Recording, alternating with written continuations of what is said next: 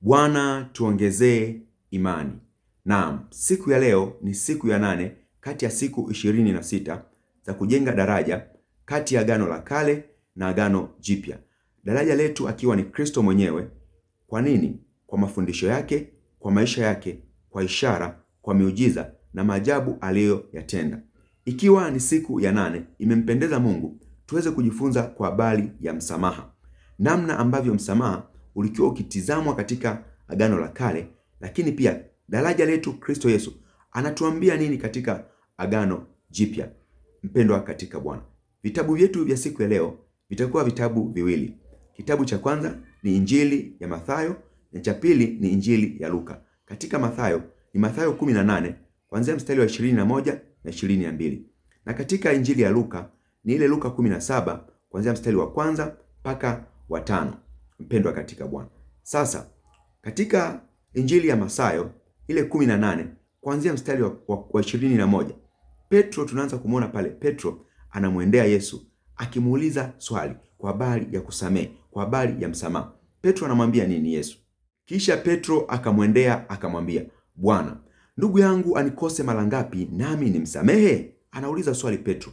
Bwana, ndugu yangu anikose mara ngapi alafu na mimi pia niweze kumsamehe, ili niweze kumsamehe. Akinikosea mara ngapi nitaweza kumsamehe? Akasema hata mara 7. Akamuuliza Yesu, hata mara 7? Amina. Yesu alijibu nini? 22. Yesu akamwambia, sikuambii hata mara 7, bali hata 7 mara 70. Yesu anamwambia, sikuambii Petro hata mara 7, bali hata 7 mara 70. Maana yake nini? Mara 490. Hata akikukosea mara 490 msamehe. Akiwa anamaanisha nini Kristo? Akiwa anamaanisha usamaha usiokuwa na ukomo, kwa sababu mtu mmoja hata angekuwa anafanya mistakes namna gani, kukosa kwako mara 490 at the same time ni kitu kigumu sana. Na hii inatupeleka kwenye Luka tukaangalie. Hii ndio inatupeleka tukajifunze kwenye Luka chanzo ni nini hata cha kauli hizi zinatokea. Mpendwa katika Bwana, katika Luka 17 ule mstari wa kwanza mpaka ule wa 5 kulikuwa na scenario. Yesu Kristo anafundisha wanafunzi kwa habari ya msamaha. Mpendwa katika Bwana, anasema kwamba akawaambia wanafunzi wake, makwazo hayana budi kuja. Anawaambia Yesu wanafunzi wake, makwazo hayana budi kuja. Yatakuja tu. Kuna watu watakuudhi, kuna watu watakukwaza, kuna watu utawakwaza, lakini anasema ole wake mtu yule ambaye yaja kwa sababu yake. Lakini onyo kwa yule mtu ambaye ndiyo kisababishi cha makwazo, ndiyo chanzo cha kukwaza wenzake, ndiyo chanzo cha kuharibu wenzake. Anasema mstari wa 2, ingemfaa zaidi mtu huyo jiwe la kusagia lifungwe shingoni mwake atupwe baharini kuliko kumkosesha mmoja ya wadogo hawa. Anasema ingemfaa mtu huyo, jiwe la kusagia ni gumu sana na ni zito sana. Anasema ingefaa mtu huyo jiwe la kusagia likafungwa shingoni kwake alafu akatoswa baharini kuliko kuwakosesha mmoja ya wadogo hawa. Akiwa anamaanisha nini? Kuna watu ambao ni wachanga, kuna watu ambao ni wadogo, ambao wewe unatakiwa ushow love, unatakiwa uonyeshe msamaha kwao, unatakiwa uonyeshe nafasi kwao, hata kama wamekukosea, hata kama umewakosa. Inatakiwa, kwa sababu wewe unaelewa kwa nini mimi ni mwana wa Mungu, kwa nini wewe umeokoka, kwa nini umempokea Yesu Kristo. Maana yake umebeba tabia ya Yesu Kristo. Yesu Kristo alikuwa akisema kauli hii, Baba, wasamehe hawa maana hawajui walitendalo. Haijalishi iko katika mfumo wa dhambi, lakini alikuwa akiwaambia, Bwana, wasamehe hawa hawajui walitendalo. Sasa anasema ingefaa jiwe la kusagia likafungwa shingoni mwako ukatoswa baharini kuliko adhabu ambayo utaipata ya kuwakosesha wadogo hao, ambao ungetoa rehema mwisho wa siku. Kwa sababu wewe ni mwana wa Mungu, you can tolerate, kwa sababu Christ yuko ndani mwako, unaweza mambo yote katika Yesu anayekutia nguvu. Anasema mstari wa 3, jilindeni, jilindeni. Amina, jilindeni. Kama ndugu yako akikukosa muonye, akitubu msamehe. Anasema jitunzeni, jilindeni katika nini? Katika hii neema ambayo mmepokea, kwa kujitambua, kwa hii self recognition ambayo mnayo, kwa hii utambuzi ambao mnao.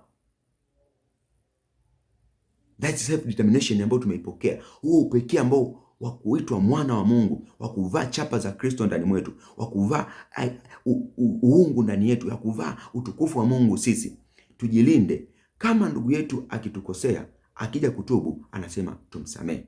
Mstari wa 4, kama akikukosa mara 7 kwa siku moja na akarudi kwako mara 7 akisema nimetubu, msamehe. Anasema mtu huyu akija kwako amekukosa mara 7 kwa siku moja Maana yake ameenda, amekukosea, amekurudia tena, nisamee. Akaenda tena, akakurudia tena, nisamee. Mara 7 kwa siku moja, msamee. Sasa hii ndio concept ambayo inaenda kwenye Matthew 18, Mathayo 18, ule mstari wa 21. Petro alipomfuata Yesu anamwambia Kristo, ndugu yangu atanikosa mara ngapi hata nimsamee? Je, mara 7? Je, mara 7? Hata mara 7? Yesu anamwambia sikwambii mara 7, bali hata 7 mara 70. It's more than that. Forgiveness, msamaha ni zaidi ya 7 mara 70. Ni zaidi hata mara 20. Ni zaidi hata ya mara 100. Ni zaidi hata ya mara muda gani. Haina longevity katika kumsamehe. Haitegemei muda, haitegemei kiwango, haitegemei, bali inategemea moyo wa kiungu ndani yako kumsamehe mtu. Anasema mitume wakamwambia, Bwana, tuongezee imani. Baada ya kitendo hicho Yesu kuambia hata ndugu yako akija mara 7 kwa siku moja akikukosa, msamehe. Wale mitume wakafikiria, yani naweza kama siku moja tu mtu akinitenda mara moja tu namrudishia na kumlipizia vibaya. Sasa anakuja ananipiga mara ya kwanza namwangalia, mara ya pili namwangalia, mara ya 3 namwangalia, mara ya 4 namwangalia. Nitaweza kumsamehe mtu mara 7 kwa siku moja? Wakaona hilo jambo haliwezekani. That's impossible. Hicho kitu hakiwezekani. Wakamwambia Yawe, Kristo, Bwana, tuongezee imani. Hatuna imani katika mfumo huo, tuongezee imani. Wenyewe wakiwa nadhani imani yao, wakiwa wanafananisha imani ya kusamehe ni kama labda mfano wa daftari, au imani ya kusamehe ni mfano labda wa beseni, labda imani ya kusamehe labda mfano wake ni ukubwa na gani. Wakawa wana measure, wanaipima imani yao katika mfumo huo, kwamba imani yetu iko kiwango hiki. We need imani kama hii, tunahitaji imani kama hii ili tuweze kumsamehe mtu. Yesu anawajibu nini? Ndio maana kaulia hiyo katika mstari wa 5, mstari wa 6 Yesu anawajibu nini? Bwana akasema, kama mngekuwa na imani. Hamna imani. Kama mngekuwepo na imani, kama mngekuwa na imani kiasi cha chembe ya haradali, mngeuambia mkuyu huu ng'oka ukapandwe baharini, nao ungewatii. Anawaambia kama mngekuwa na imani kama chembe ya haradali, mngeuambia mkuyu huu ng'oka na ukapandwe baharini, nao huo mkuyu ungewatii. Mpendwa katika Bwana, kwa nini fundisho hili? Kwa nini hawa watu wanauliza maswali haya? Haya maswali yametoka wapi? Kwa habari ya kusamehe muda wote huo, kwa habari ya kukaa muda wote huo, kumwomba Mungu aweze kuongezea imani, Kristo aweze kuongezea imani, na imani yao wanaifananisha na ukubwa fulani. Yesu Kristo anaambia mngekuwa na imani hata kidogo tu, yani mkiamini tu kwamba nyie ni wana wa Mungu, kumsamehe huyu mtu. Ndio imani hiyo inahitajika kusamehe. Ndio imani hiyo inahitajika kuinua. Ndio imani hiyo inahitajika kusaidia ya kumwamini tu Kristo Yesu. Hahitaji imani tena ya msaada. Hakuna tena imani ya msaada. Hakuna imani ya kusamehe tofauti, bali ni imani ya kumwamini Yesu Kristo. Ndiyo ambayo imebeba package yote ya matendo yote ya kiungu ndani yake. Imebeba Torati yote na manabii ndani yake. Imebeba mfumo wote wa Agano la Kale ndani yake. Imebeba uungu wote ndani yake. Imani ya kumwamini Yesu Kristo.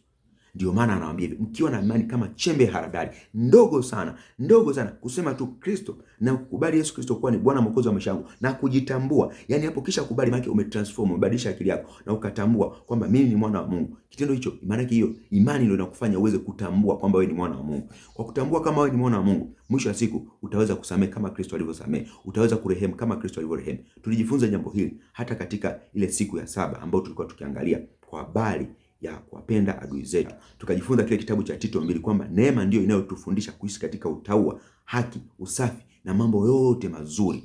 Imani ndio inayotufundisha ile neema ambayo tumeipokea, kwa sababu tumepokea kwa mkono wa imani. Hivyo inatufundisha hayo yote, hiyo neema. Mpendwa katika Bwana, sasa haya mambo yote yametokea wapi? Kwa nini wanafunzi wanauliza maswali haya? Kwa nini? Kwa sababu ya mfumo ambao ulikuwepo awali, kwa sababu ya mfumo uliokuwepo katika Agano la Kale. Mpendwa, katika Agano la Kale kulikuwa na mwaka wa Yubilei, yani mwaka wa 50, lakini pia kulikuwa na mwaka wa Sabato ambao ulikuwa ni kila baada ya miaka 7.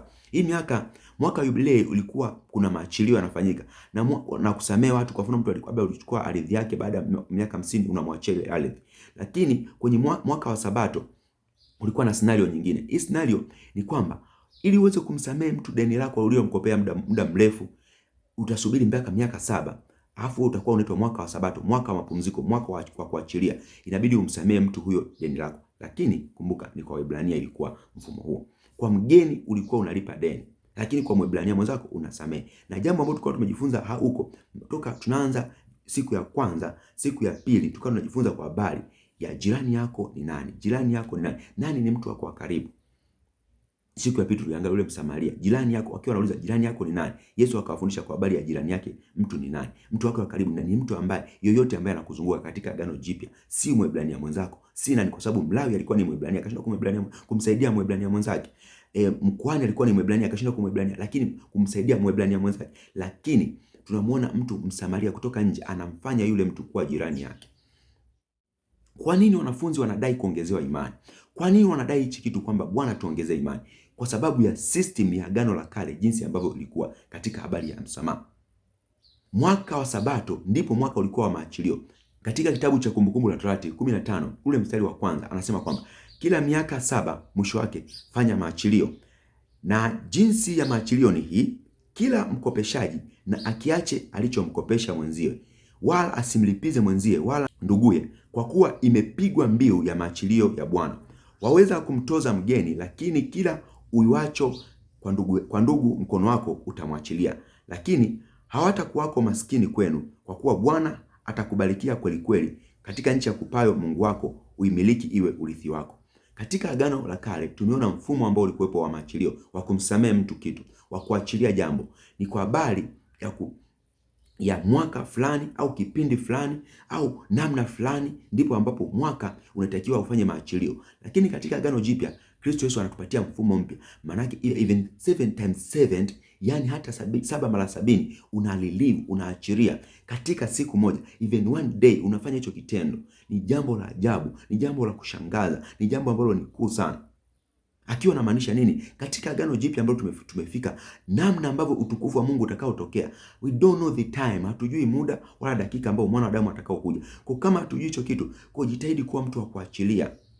Anasema hata katika Marko 11 kwamba mstari ule wa 25, utakapokuwa umesimama kusali, unasali wakati gani? Kila dakika, kila sekunde. Anasema jitahidi kusamehe kwanza, ndipo uende kusali, ndipo upeleke sala zako mbele za Bwana. Kwa unasali wakati gani? Anytime, wakati wote tunamfanyia Mungu ibada, tunamfanyia sala kwa vitu vingi. Kwa hiyo hatutegemei muda fulani ili kuweza kuwasamehe watu, bali tunategemea moyo wa Kristo ndani yetu ili kuweza kuwasamehe watu.